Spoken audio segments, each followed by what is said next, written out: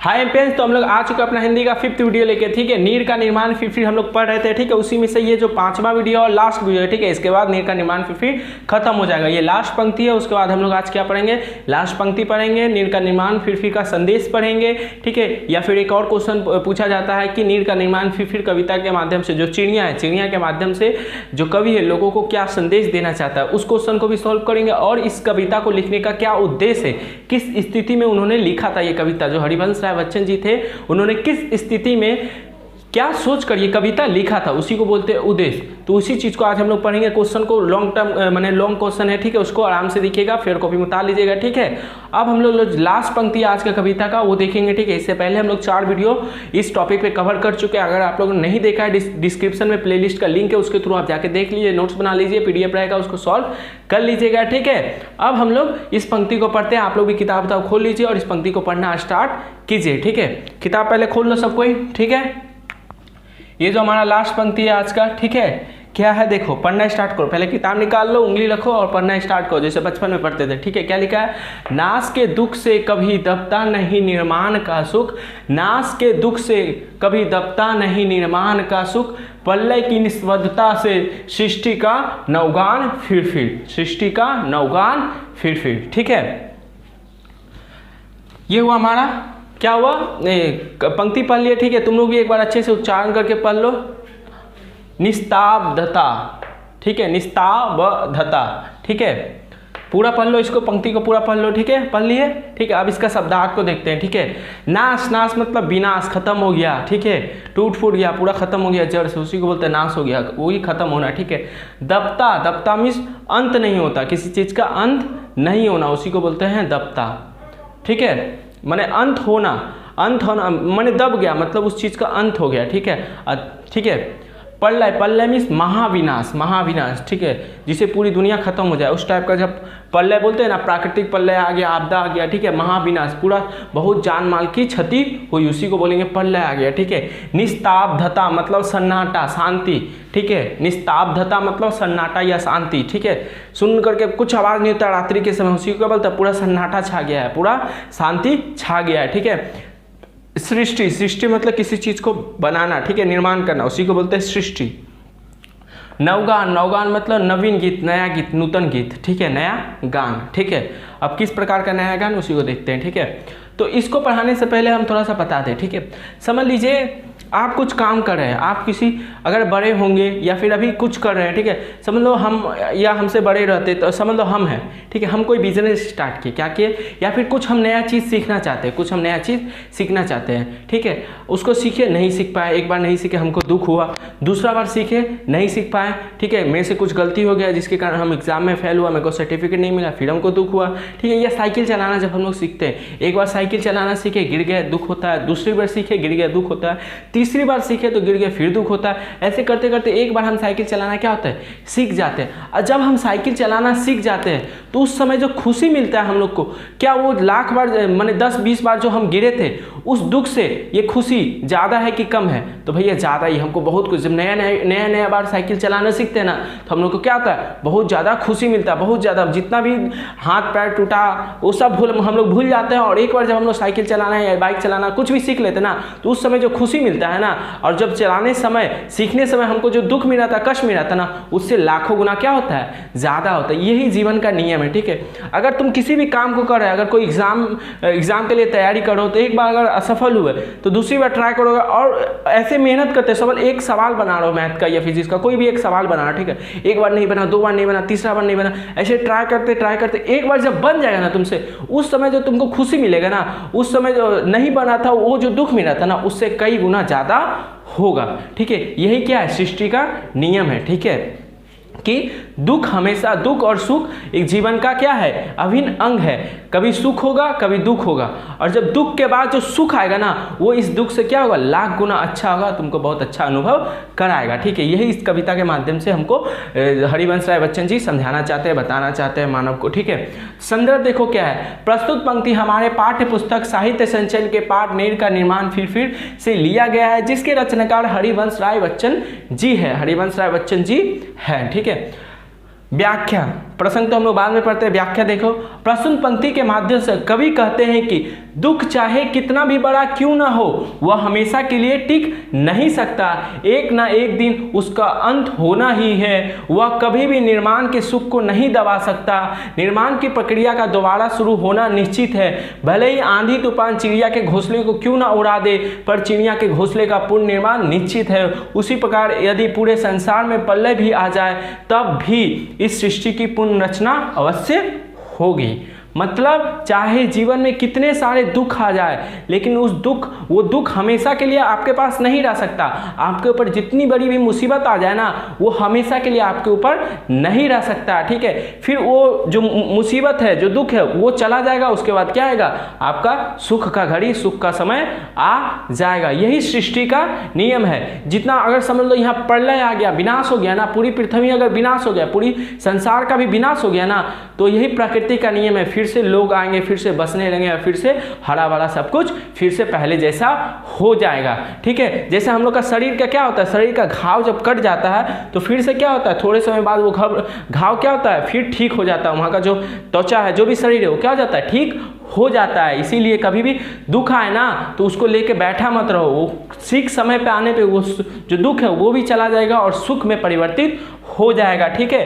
तो निर्माण हमेशा जीवन में हमेशा क्या करना चाहिए, हमें निर्माण करना चाहिए। नए फिर से हम किसी चीज़ का निर्माण करना चाहिए। ये नहीं कि जो दुख हो गया, विपत्ति आने के कारण जो दुख हो गया ना, उसको लेके बैठा रहना चाहिए। हमें क्या करना चाहिए, फिर से नई चीज़ों के निर्माण में जुड़ जाना चाहिए, मतलब नई कोशिश करने में जुड़ जाना चाहिए, ठीक है। यही सृष्टि का नियम है। पूर्ण निर्माण ही सृष्टि का नियम है। अगर सृष्टि भी पूरी प्रलय के आ जाने से सृष्टि पूरा विनाश हो जाता है, पूरा संसार विनाश होता है, पूरा संसार में एक आदमी भी नहीं रहेगा, पूरा सन्नाटा छाया जाएगा ना, तब भी ये सृष्टि क्या करेगी, फिर से जीव आएंगे, फिर से यहाँ पे लोग बसेंगे। यही संसार का नियम है, यही प्रकृति का हमारा नियम है। जिस प्रकार चिड़िया क्या करती है, चिड़िया के घोंसले के नष्ट हो जाने पे वो क्या करती है, वो फिर से अपने घोंसले के निर्माण में जुड़ जाती है, पुनः निर्माण करती है, मतलब फिर से बार बार अपने घोंसले का निर्माण करती है। उसी प्रकार मनुष्य को भी क्या करना चाहिए, बार बार अपने सुखों की तलाश में लग जाना चाहिए, ठीक है। एक बार दुख आ गया, एक बार कष्ट आ गया, उसी को लेके बैठना नहीं चाहिए। फिर से क्या करना चाहिए, कोशिश करनी चाहिए और अपने सुख की तलाश में लग जाना चाहिए। यही क्या है, प्रकृति का नियम है, ठीक है। प्रसंग देखो, पुनः निर्माण ही प्रकृति का नियम है। यही संदेश कवि लोगों को इस पंक्ति के माध्यम से देते हैं। पुनः निर्माण ही प्रकृति का क्या है, नियम है। पूरा कविता में हम लोग देखते हो, नीड़ का निर्माण फिर नीड़ का निर्माण फिर मतलब घोंसले का निर्माण फिर बार बार घोंसले का क्या करना चाहिए, हमें निर्माण करना चाहिए। चिड़िया के माध्यम से बताता है कि चिड़िया पे इतना कष्ट है, आंधी तूफान है, लेकिन वो बार बार क्या करता है, अपने घोंसले का निर्माण करता है, पुनः निर्माण करता है, पुनः उसकी रचना करता है। उसी प्रकार मनुष्य को भी क्या करनी चाहिए, अपने सुखों की बार बार तलाश करनी चाहिए, बार बार कोशिश करनी चाहिए, ठीक है। ये दुख हमेशा के लिए तुम्हारे ऊपर, यह मुसीबत तुम्हारे ऊपर नहीं रह सकता। अगर तुम बार बार कोशिश करोगे तो ये दुख क्या होगा, एक समय चला जाएगा और तुम्हारे सुख के दिन आ जाएंगे। और वो जो सुख होगा ना, वो तुम्हारे जो दुख था ना, उससे लाख गुना ज़्यादा अच्छा होगा। तुमको बहुत खुशी मिलेगा उस समय दुख के बाद जो सुख मिलता है ना, उसमें आदमी को बहुत ज़्यादा खुशी मिलता है, लाख गुना खुशी मिलता है, समझ रहे हो ना। तो पुनः रचना करोगे, पुनः निर्माण करोगे किसी चीज़ का, ठीक है, तभी तुमको वो सुख का लाभ मिलेगा, नहीं तो तुमको वो सुख नहीं मिलेगा, तुम्हारी ज़िंदगी में हमेशा दुख ही रहेगा, ठीक है।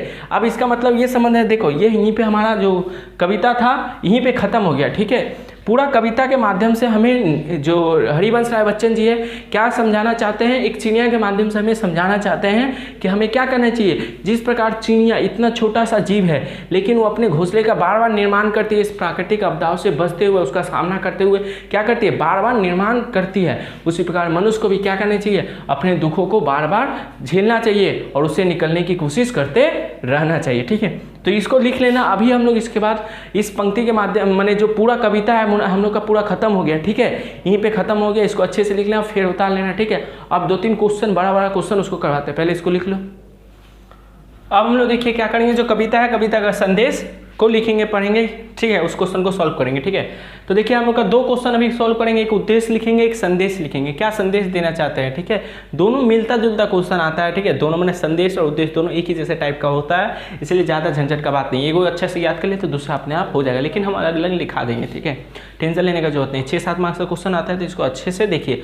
और हम मैंने आपको क्या बोलते हैं उसको, आपके लिए वेस्ट होगा क्या बोलिए तो कि यहाँ से क्वेश्चन देख लीजिए और पूरा कविता तो हम पढ़ा ही दी हैं, यहाँ से क्वेश्चन देख लीजिए और अपने से सॉल्व करने की कोशिश कीजिए, क्योंकि लिख पाएंगे आप, ठीक है। क्या समझे आप इस कविता के माध्यम, तभी आपको पता चलेगा। इसीलिए आप पहले क्वेश्चन को हम पढ़ के सुना दे रहे हैं, क्या क्वेश्चन है कॉपी में लिख लीजिए, उसके बाद वीडियो को बंद कीजिए, आसा के सॉल्व कीजिए। ये आपके लिए बेस्ट होगा, ठीक है।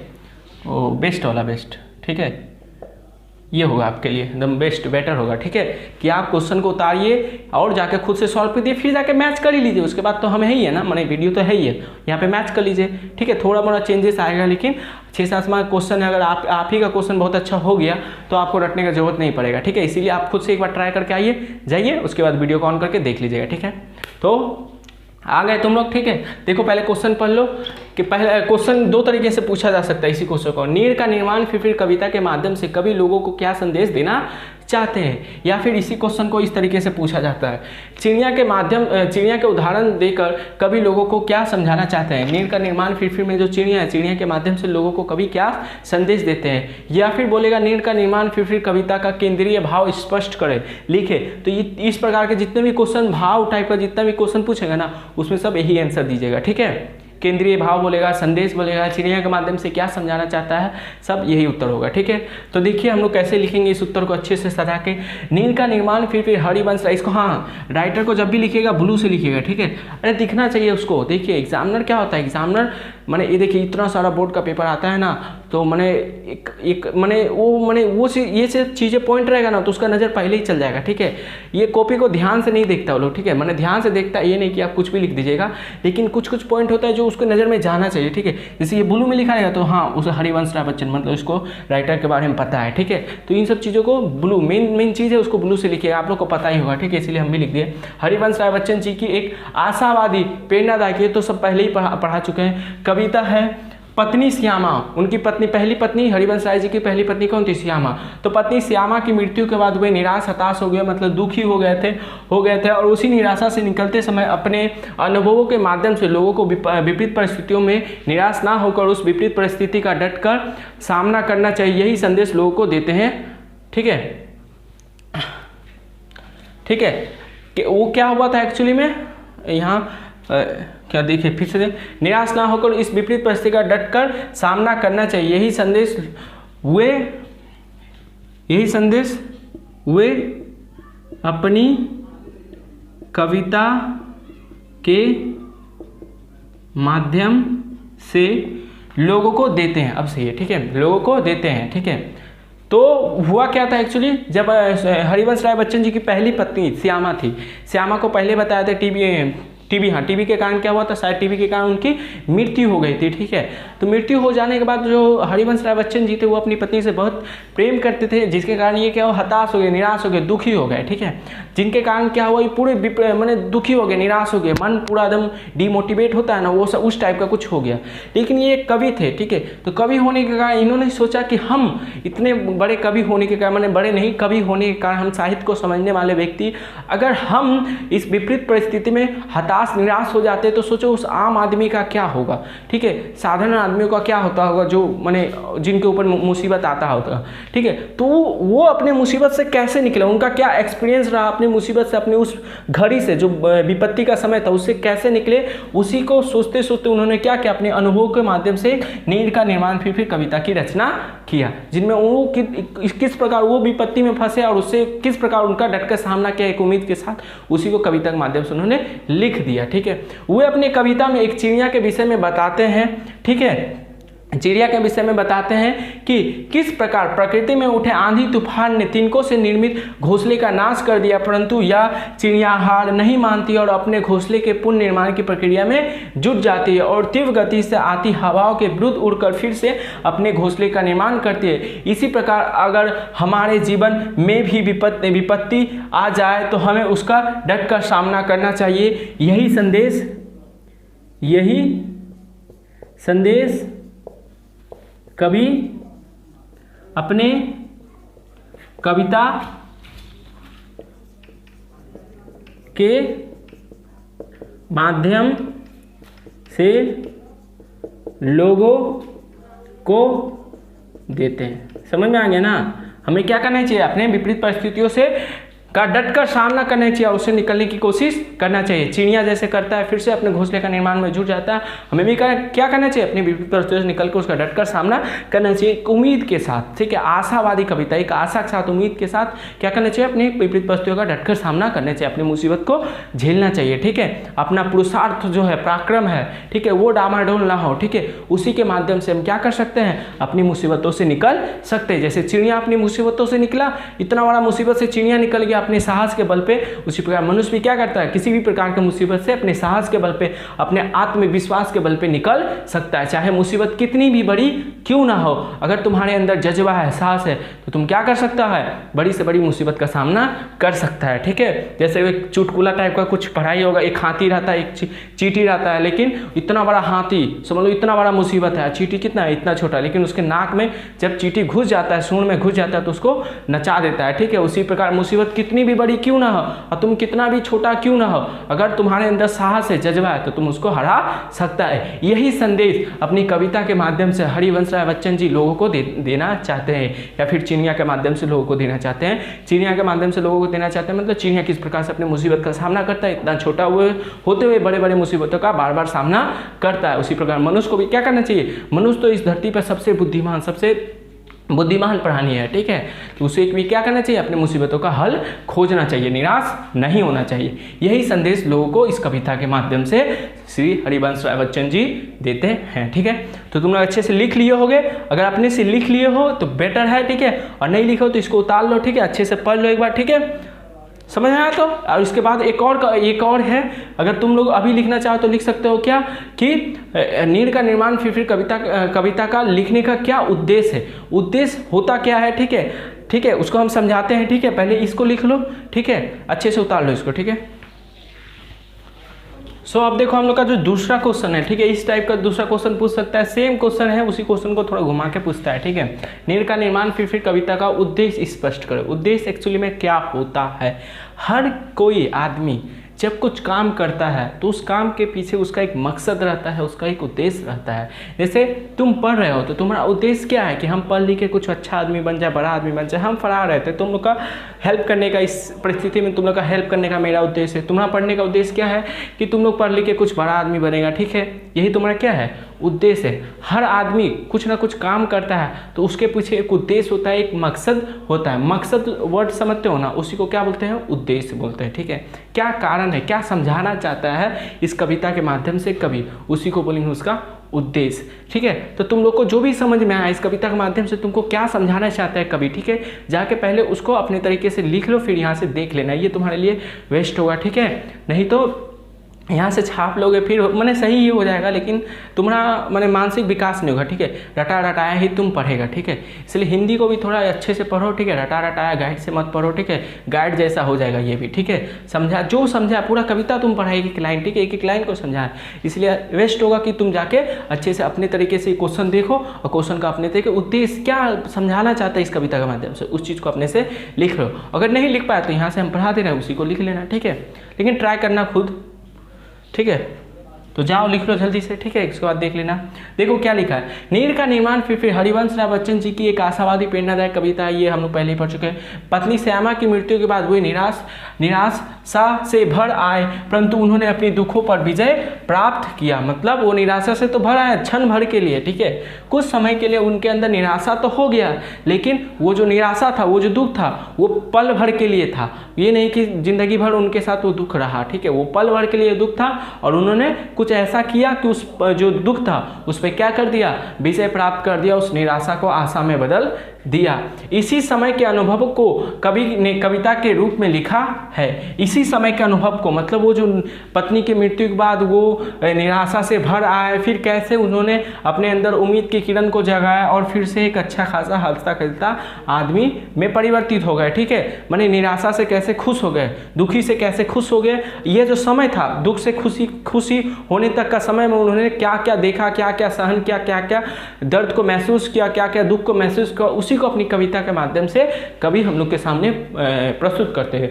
वे इस कविता के माध्यम से लोगों को यह संदेश देते हैं कि सुख और दुख मानव के जीवन के अभिन्न अंग है। अर्थात जैसे सुख और दुख दोनों ही एक मानव कोई भी व्यक्ति हमेशा सुखी नहीं रह सकता और कोई भी व्यक्ति हमेशा दुखी नहीं रह सकता।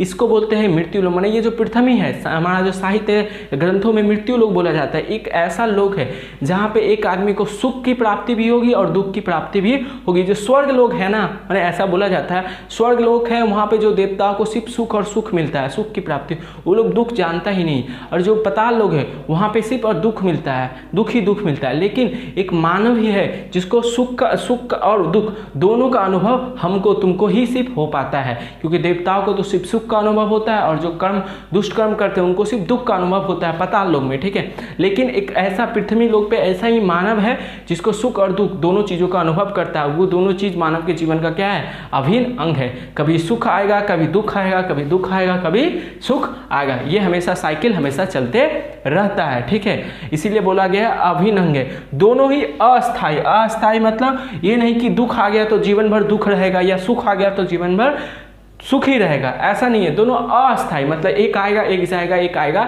एक जाएगा, कोई अस्थाई नहीं है, कोई निश्चित नहीं है, अनिश्चित है। एक आएगा तो दूसरा चला जाएगा, दूसरा आएगा तो पहला चला जाएगा, ऐसे होता है।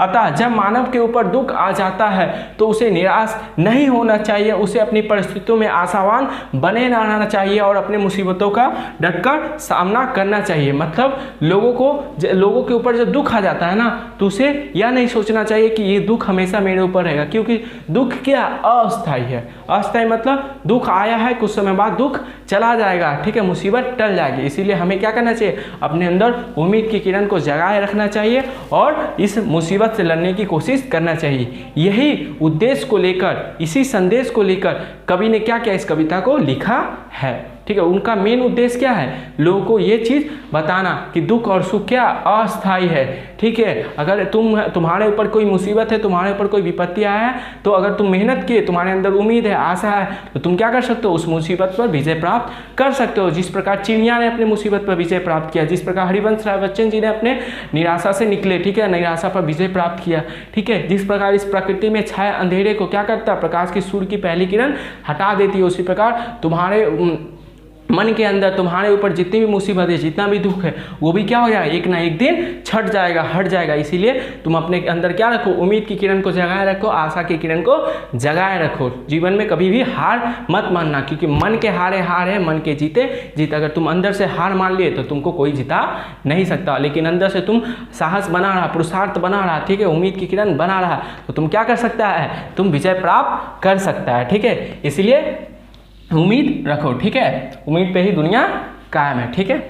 तो ये हमारा जो तीसरा कविता है, पहला हम लोग रैदास का पद, दूसरा आत्मत्राण और तीसरा नीर का निर्माण फिर कविता पढ़ चुके हैं। सब कुछ फेयर हुआ, पीडीएफ रहेगा, डिस्क्रिप्शन में लिंक रहेगा, उसके थ्रू पीडीएफ मिल जाएगा आपको, सब कुछ, उसका आंसर भी उसी के साथ मिल जाएगा, सब कुछ आप कर लीजिए, फेयर अच्छे से बना लीजिए। 3 कविता हम लोग हिंदी में 3 चैप्टर खत्म कर चुके हैं, ठीक है, 3 चैप्टर पूरा फेयर वर्ड के साथ अच्छे से एकदम तुम लोग भी रटना स्टार्ट करो, याद करें, एक एक चीज़ समझा दिए बाबू, किसी गाइड का जरूरत नहीं पड़ेगा तुमको, ठीक है। अगर तुम इसको फॉलो किया तो किसी भी गाइड के, किसी भी अन्य प्रकार के तथ्यों का जरूरत तुमको नहीं पड़ेगा, अगर तुम अच्छे से फॉलो किया इसको, ठीक है। अच्छा मार्क्स तुम ला सकता है, जितना भी तुमको उम्मीद है अपने आप से, जितना भी तुम कोशिश कर रहा है लाने का, जितना भी सोचा है तुम हिंदी में लाने को, उससे अच्छा ही ला पाएगा अगर तुम अच्छे से अभी से मेहनत किया।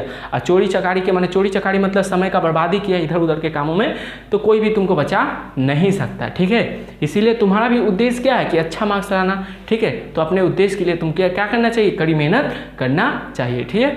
तो मिलते हैं नेक्स्ट वीडियो में, तब तक के लिए ये सब उतार लेना तुम लोग, ठीक है, पढ़ते रहना, ठीक है। मिलते हैं नेक्स्ट वीडियो में।